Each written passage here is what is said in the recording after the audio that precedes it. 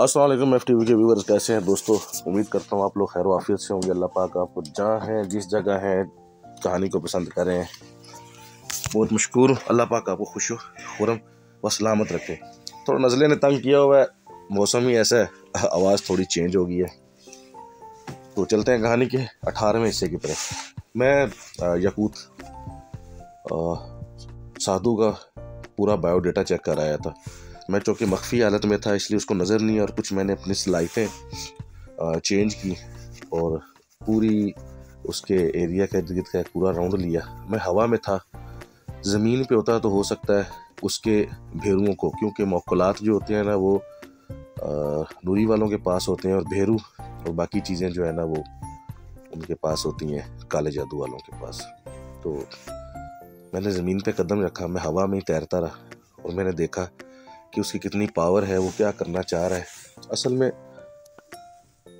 मुझे मुसलसल एक ही चीज़ तंग कर रही थी कि ये चाहता क्या है। वो ये चाहता था कि किसी तरह से फैसल को अपने बस में करे और अपना जो इल्म है वो उसको सिखाए और उसे अपना मखसूस चेला बनाकर उसकी कुछ चीज़ों को वो अपने साथ मिलाए और अपनी 8वीं पीढ़ी की तरफ जाए। उसका 8वीं पीढ़ी पे जाना बहुत ज़रूरी था, क्योंकि 12 पीढ़ियाँ होती हैं और 12 पीढ़ियों तक जाने वाला फिर सामरी जादूगर बन जाता। अब सामरी के बाद तो कोई बड़ा जादूगर आया नहीं है और क्योंकि 12 पीढ़ी तक कोई जा नहीं सका। हद हुई तो आखिरी पीढ़ी 9वीं पीढ़ी तक बाज़ लोगों का सुना है कि वो चले गए।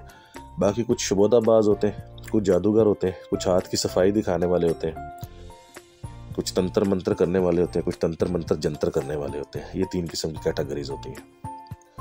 अभी जब मैंने उसके गिर्द चक्कर काटा तो मुझे ये चीज़ें वाज़ेह हो चुकी थी कि इस चीज़ के हम जितनी भी मदद करेंगे हम बस मदद कर सकते हैं। कोई भी मुश्किल ऐसी जो फैसल को नज़र नहीं आ रही वो इस तक नहीं वो हमें पता चल जाएगी और मैं उसको रोक सकता हूँ। बाकी जिस जाल में ये फंसा है उस जाल में फंसने के लिए उसने इतना अच्छा तरीका अपनाया था कि उसने इससे ही वो सफली अमल करवाया, और वो सफली अमल अगर ये कर जाता तो बस वो इसके मुतहत हो जाता, क्योंकि वो फिर इसके अलावा कहीं जा नहीं सकता था और ना ही उसके भेरू ने उसको कहीं जाने देना था। क्योंकि अक्सर औकात ये होता है कि आपने हमजाद तो सुना होगा, जब हम लोग मतलब कोई भी बंदा हमजाद के अमल में जाता है तो हमजाद उसे बहुत डराता है, और जब हमजाद आ जाता है तो फिर हमजाद उस बंदे के पूरे ख़ानदान को, अगर उससे नुकसान नहीं पहुँचा सकता तो उसके पूरे ख़ानदान को नुकसान पहुँचाता है। औलाद का ना होना, औलाद की बीमारी का ना जाना, मुख्तलिफ़ किस्म की फोतगियाँ हो जाना, घर में से तंगी हो जाना, बंदा खुशहाल हो जाता है, वो मुतमिन हो जाता है क्योंकि उसे दुनिया की हर आसाइश मिल जाती है। लेकिन बाकी लोग जो है ना वो उसके चक्कर में सुकून ख़त्म हो जाता है उनका। तो इसी तरह अगर आप हमजाद को छोड़ दें तो फिर भी वो नहीं छोड़ता, क्योंकि उसने इंतकाम लेना ही लेना होता है। तो बाज़ दफ़ा आजकल तो खैर इतने ज़्यादा एडवांस लोग हो चुके हैं कि उन्हें इन चीज़ों की फ़िक्र फाका नहीं होती, लेकिन जो लोग इन चीज़ों में इंटरेस्ट रखते हैं वो आज भी इनके ऊपर भरोसा रखते हैं और इन चीज़ों को मानते हैं। तो इसी तरह हमजाद के इल्म के बाद जिस तरह से ये भेरू का इल्म है, तो इसने भेरू छेड़ लिया था। भेरू को छेड़ने के पीछे इस साधु जी का ज़्यादा बड़ा हाथ था। अब हमने इसके तोड़ के लिए उसका तोड़ निकालना था, और तोड़ के लिए फैसल को खुद ही कुछ चिला करने चाहिए थे, उसके अलावा कोई तोड़ नहीं था। इन चिलों के दौरान अगर कोई मुखालफत आती तो उसको हम लोग देख सकते थे। इलावाज़ीन मैं कब तक लड़ता, बहुत यही होता कि मैं फैसल के साथ खड़ा हो जाता और जब भी कोई उस पर वार होता मैं उसको रोकता रहता। तो इतना तो नहीं हो सकता था क्योंकि मैं फैसल के लिए नहीं था। मेरी परवाज़ मेरी सोच के साथ उड़ रही थी, मैं उड़े भी जा रहा था, सोचे भी जा रहा था, और मेरा अगला क़याम जो था वो काशी के पास था। काशी फैसल के घर में बैठा हुआ था, खाना लगा हुआ था, सारे लोग बैठ के खाना खा रहे थे, बातें कर रहे थे। फैसल कुछ मुतमिन नज़र आ रहा था, उसके चेहरे पे छाई वहशत ख़त्म हो चुकी थी। उसकी माँ मुसलसल हंस रही, उसकी माँ को हंसते हुए देख के मुझे अपनी माँ याद आ गई।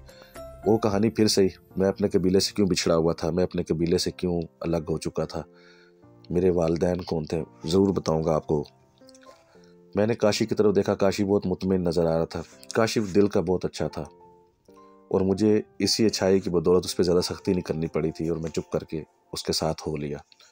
दूसरा, उसे अपने खुदा पे एतकाद बहुत ज़्यादा था, वो हर चीज़ पे भरोसा अल्लाह पे रख के चलता था, तो मुझे उसकी ये अदा भी पसंद आई हुई थी।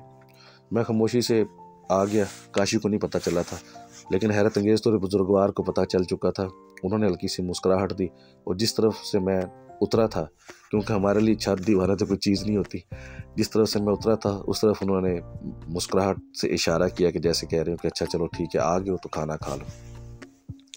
लेकिन खाना हमारे लिए कोई मसला नहीं था, तो मैं चुप करके एक साइड पर हवा में तैरने लगा, और बैठना क्या होता था हमारे लिए। तो काशी फैसल की तरफ बगौर देख रहा था और मैं भी उसको देख रहा था। अभी इस वक्त मुकम्मल खामोशी थी, और याद रखिएगा जब बहुत ज़्यादा खामोशी होती है तो किसी बहुत तूफ़ान का पेश खैमा होती है। और कभी जिस बंदे ने मौसम पे गौर किया हो तो उसे अंदाज़ा होगा कि जब बारिश होने वाली हो तो उससे पहले हवा रुक जाती है, और जब तूफ़ान आने वाला हो तो उससे पहले खामोशी छा जाती है। न जाने क्या हुआ, काशी ने एकदम से मुझे पुकारा। मैं बोला हाँ मैं आ चुका हूँ। उसने कहा कि तुम आ चुके हो? मैंने कहा हाँ मैं आ चुका हूँ। कहते क्या करना है? मैंने उसे कहा कि हालात तो बहुत ख़राब हो चुके हैं, यहाँ से तुम फारिग हो जाओ, फिर उठ के बात करते हैं बैठ के, और मैं तुम्हें फिर बताऊँगा कि आगे करना क्या है। क्योंकि जिस दुनिया से मैं हूँ मुझे तो पता है कि इसका तोड़ क्या होगा, लेकिन अगर मैं ना होता तो हो सकता है थोड़ा सा मुश्किल पैदा हो जाती। बुजुर्गवार जो कर रहे थे वो भी ठीक ही कर रहे थे, लेकिन बुजुर्गवार की जो पीढ़ी है ना वो उसके मुकाबले में थोड़ी एक नीची है। बाकी अगर ये जब तक इनमें दम था तब तक तो ये लड़ते रहते। तो बाबा जी ने एक तवीज़ बना के फैसल को दिया कि ये अपने पास रख लो, और एक तवीज़ मैंने बाबा जी के कान में जाके कहा कि ये इसको विर्द भी बताएं कि ये विर्द करे, बाकी जो होगा फिर देखेंगे। इस बात पे बाबा जी हंस पड़े, कहते यार तुम्हारे होते हुए क्या होना है, तुम इस पे नज़र नहीं रख सकते। मैंने कहा कि मेरी कुछ मजबूरियाँ हैं, जहाँ काशी जाएगा मैं वहीं पे जाऊँगा, और काशी के कहने पे ही मैं यहाँ पे आऊँगा, और बाकी तो नज़र रखेंगे, ज़रूर रखेंगे, लेकिन अब हम हर वक्त इसके साथ नहीं रह सकते। हर वक्त इसके साथ रहने के लिए तो फिर इसे मेरे ऊपर चिल्ला करना पड़ेगा, तो वो तो नहीं होगा। अब ये जो खेल शुरू हो चुका है, इस खेल को किसी एक की जान पे ख़त्म होना है, या फैसल की जान पे, या फैसल उसका मुताहत हो जाए, या फैसल अल्लाह को प्यारा हो जाए, या वो इसका मुताहत हो जाए और वो अल्लाह को प्यारा हो जाए, मतलब वो जन्म रसीद हो जाए। तो इस बात पे बाबा जी ने ज़ोर से कहा, और मैंने कहा कि मैं इस बारे में आपसे कुछ बात करना चाहता हूँ। उन्होंने कहा क्या? मैंने कहा अगर हम इसके तोड़ के लिए फैसल से एक चिला करवाएं या एक पढ़ाई करवाएं जिसमें इसके मुकाबल इसके ऊपर जो आया हुआ जोर है वो टूट जाए, तो आप इसके बारे में क्या कहेंगे? तो बुजुर्गवार ने कहा कि हाँ ज़रूर, अगर ऐसा हो सकता है तुम करवाओ। तो मैंने कहा कि ये मैं नहीं करवाऊँगा, आप इससे विर्द करवाएं, क्योंकि आप करवाएंगे तो उसका तो कुछ वज़न ही कुछ और होगा। मैं तो अभी तुफले मकतब हूँ, मैं तो अभी बच्चा हूँ। तो इस बात पे बाबा जी का बड़ा ज़ोर से कहका निकल गया। कहते यार तुम्हारा ज़ौक़ बड़ा अच्छा है बात करने का। इतनी देर में हम वहाँ से निकल आए, बाबा जी को ड्रॉप किया और उनको बताया कि फ़िलवक़्त तो मैं नज़र रखूँगा, कोई मुश्किल पेश आई तो मैं यहाँ पे नज़र रख के बैठा हूँ, आपने भी कुछ नज़र डाली है तो फिर इसका तोड़ निकालते हैं। ये कह के हम लोग आ गए। अब हुआ ये कि चूँकि रात हो चुकी थी, मैं काशी के पास ही था, ज़ाहिर बात है मुझे तो उसके साथ ही रहना था, और हर वक्त तो हम बातें नहीं करते थे। इतनी देर में मुझे लगा कि मुझे कोई रहनुमाई मिल रही है। मैंने जल्दी से काशी से कहा कि काशी, अगर फैसल इस चीज़ का विर्द कर ले और इस जगह पे बैठ के कर ले जिस जगह पे पहले साधु ने किया था, तो इसका तोड़ निकल सकता है और ये इससे इसकी जान छूट सकती है। काशी एकदम हैरत से उछल पड़ा, कहता कैसे? मैंने कहा कि फ़लाँ जगह पे एक कब्रिस्तान है, और वो बहुत पुराना, इतना पुराना कब्रिस्तान है कि मतलब उसकी तारीख में 400-500-700 साल पुराना कब्रिस्तान है। उस कब्रिस्तान के पीछे जो है ना, किसी दौर के खंडर की दीवारें पड़ी हुई हैं, मतलब खंडर भी गिर चुके हैं, बस दीवारें दीवारें। उस जगह पे साधु ने अपना पहला डेरा बनाया था और वहाँ बैठ के उसने इसका जाप किया था, जिसे हम काली माता का जाप कहते हैं। उस पे वहाँ पे काली माता हाजिर होकर इसको जो है ना 6ठी पीढ़ी 7वीं पीढ़ी दे के गई थी, अब ये 8वीं के पीछे पड़ा हुआ है। तो अगर वहाँ पे जाके हम बैठ के इसका तोड़ करवाते हैं तो यकीनन इससे जान छूट सकती है। तो उसने काशी हैरत से देखने लगा। वो मुझे देख तो नहीं पा रहा था उस वक्त, लेकिन वो हैरत से ऐसे हवा में देख रहा था कि ये कैसी बात हुई, तो तुम इसको ये करवाने में मदद करोगे? मैंने कहा ज़ाहिर बात है, फिर हम तो साथ साथ ही हैं, हम क्यों ना इसकी मदद करवाएंगे। अभी बातें कर रहे थे तो एकदम से मुझे झटका लगा। मैंने कहा यार गड़बड़ होगी है, कुछ चक्कर है। तो काशी हैरत से खड़ा हो गया, मतलब हैरत तंगेज़ अंदाज से खड़ा हो गया कि क्या चक्कर है। मैंने कहा एक मिनट एक मिनट, मुझे इजाज़त दो, मुझे इजाज़त दो। मैंने भी इतना ही कहा तो उसने कहा इजाज़त है इजाज़त है। अब हुआ ही क्या कि फैसल के घर में एक दफ़ा से रौनक लौट आई थी, अच्छे अच्छे खाने बन रहे थे और कज़न जाने का नाम नहीं ले रहे थे। वो बस न जाने क्यों, लेकिन जैसे सारे लड़के इकट्ठे हुए होते हैं वो शुगल मिला लगा रहे थे और फैसल को लेके बैठे हुए थे। अचानक फैसल की छोटी बहन भागती हुई उनके कमरे में आके गिर गई। उन्होंने कहा क्या हुआ क्या हुआ, और तो सारे परेशान हो गए क्या हुआ। इनमें से एक उनकी वालदा और वालिद भी आ गए। उन्होंने कहा क्या हुआ, उनका कि मेरे कमरे में मेरे कमरे में मेरे कमरे में। तो सारे डर गए क्योंकि वाक़यात तो ऐसे चल ही रहे थे कि कोई किसी को अकेला फिल वक्त नहीं छोड़ रहा था। तो सारे एकदम से हजूम बना के कमरे की तरफ आ गए। तो कमरे के बाथरूम में से फर्श के साथ खून बहता हुआ बाहर आ रहा था, और फ्रेश खून, बिल्कुल सुर्ख रंग का खून बहता हुआ बाहर आ रहा था और मुसलसल उसकी तादाद बढ़ रही थी। इसमें अब किसी में इतना दम तो था नहीं, जो हालात सारे देख चुके थे कि वो आगे जाते। तो इतने में एक जो थोड़ा हिम्मत वाला था वो आगे बढ़ा और उसने अपने पाँव खून से बचाते बचाते दीवार के साथ लग के जब वो बाथरूम के दरवाजे के पास पहुंचा और उसने हल्का सा दरवाजे को टच किया और खोला तो देखा कि टूटी चल रही है और उसमें से खून पानी की तरह निकल रहा है। और वो जो खून बहने वाला है वो बजाय नाली की तरफ जाने के घर की तरफ आ रहा है और वो घर में फैलता जा रहा है। उसने या अल्लाह मदद ऊंची नारा मारा और कलमा पढ़ना शुरू कर दिया, जो उसको आता था पढ़ना शुरू कर दिया। उसकी देखा देखी सब ने आयतल कुर्सी और दुरूद पढ़ना शुरू कर दिया और इस पढ़ाई के दौरान वो खून जो आगे बढ़ रहा था वो रुक गया। जब आगे बढ़ना रुक गया तो उन लोगों ने और ज़ोर ज़ोर से पढ़ना शुरू कर दिया। जैसे ही उनकी पढ़ाई की रफ्तार बढ़ना शुरू हुई, हैरत अंगेज़ तौर पे खून ने सिमटना शुरू कर दिया। जिस स्पीड से वो आगे की तरफ हल्के हल्के अंदाज में पानी की तरह बहता हुआ आ रहा था, उसी स्पीड से उसने वापसी की तरफ निकलना शुरू कर दिया। ये देखकर सब ने ऊंची ऊंची और ज़्यादा ऊंची ऊंची पढ़ाई करना शुरू कर दी और खून बहता जो आ रहा था वो पीछे की तरफ सिमटना शुरू हो गया। और हैरत अंगेज़ तौर पे वो सिमटते सिमटते सिमटते बाथरूम तक चला गया और उसके नलके में जैसे आ रहा था वैसे ही वापस चला गया। इतनी देर में एकदम मैंने वहाँ पहुँच चुका था। मैं जब वहाँ पहुँचा हूँ तो काले परों वाला बड़ा उल्लू जिसके छोटे छोटे सींग थे वो वापस जाता हुआ मुझे दिखाई दिया।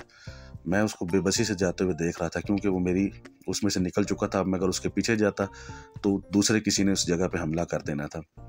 मैं वहीं पे रुक गया और फिर आराम से मैं नीचे उतरा और जब घर के अंदर दाखिल हुआ तो मुझे ये देख के सुकून का सांस आया कि नहीं, वो लोग कलामुल्लाह का विर्द कर रहे थे जिसकी वजह से उनकी थोड़ी सी बचत हो गई थी। अब मैं उन्हें कुछ कह नहीं सकता था क्योंकि अगर मैं कुछ बोलता तो उन लोगों के डर के वजह से पहले ही हालात ख़राब हो चुके थे, अब तो फिर उनकी जान निकल जानी थी। मैंने फौरी तौर पे एक ऊंची उड़ान भरी और ऊपर से खड़े होकर देखना शुरू कर दिया कि कुछ और तो नहीं आ रहा। हैरत अंगेज़ तौर पे ये हुआ कि उनको पता चल चुका था कि मैं यहाँ पे आ चुका हूँ और जो दूसरी लहर आ रही थी वो रुक गई। उनकी भी छठी हिस्स तेज़ थी, उन्हें पता चल गया कि यहाँ पे कोई बचाव करने वाला है और मुझे अच्छी तरह अंदाज़ा था कि मैं उन्हें नज़र नहीं आ रहा। उनके बस में यही है कि शायद किसी बुज़ुर्ग ने कोई तवीज़ वगैरह रख दिया जिसकी रोशनी की वजह से वो इस लाइन के अंदर दाखिल नहीं हो रहे। और बदी वाली चीज़ को हमेशा नूरी चीज़ जो है ना वो नज़र आना शुरू हो जाती है एक रोशनी की शक्ल में। उनको रोशनी की शक्ल में नज़र आ रहा था कि यहाँ पे कुछ खड़ा हुआ है। मैंने बेबसी से सर झटका और वापस की तरफ लौट आया। जैसे ही मैं अंदर आया और मैंने कहा कि काशी, तो काशी एकदम हैरत से हाँ आगे वापस क्या हुआ था, खैरियत थी। मैंने कहा यार मैंने वादा किया था कि मैं फैसल के घर वालों की और फैसल के घर की देख रेख करूँगा, लाजमी करूँगा। तो इस वक्त उसके ऊपर हमला हुआ था रात के इस पैर, और बस उन लोगों को खुदा का शुक्र है कि अकल आ गई। उन लोगों ने कलामुल्लाह का विर्द करना शुरू कर दिया जिसके सदक़ से उनकी जान बख्शी हो गई। दूसरा भी आ रहा था लेकिन बस मैं वहाँ पे खड़ा हुआ था तो उन्हें कुछ एहसास हो गया, फिर उन्होंने भिड़ना मुनासिब नहीं समझा और वापस चले गए। इसका कोई मुश्किल हल नहीं है, काशी ने मुझसे सवाल किया। मैंने कहा यार मुश्किल हल तो कोई नहीं है, मुश्किल हल जो है वो मैंने बता दिया कि काश फैसल को उसका विद करके उसका जाप करके उसको तोड़ना पड़ेगा और वो समझ लो अपने लिए काम करेगा। हम उसको मदद करेंगे कि किसी भी मुश्किल वक्त में उसके ऊपर आने वाली कोई भी चीज़ जो उसको नुकसान पहुंचा सकती है हम उसको रोक लेंगे। काशी ने समझने वाले अंदाज में सर हिलाना शुरू किया, कहता चलो मैं इस हवाले से उससे बात करता हूँ।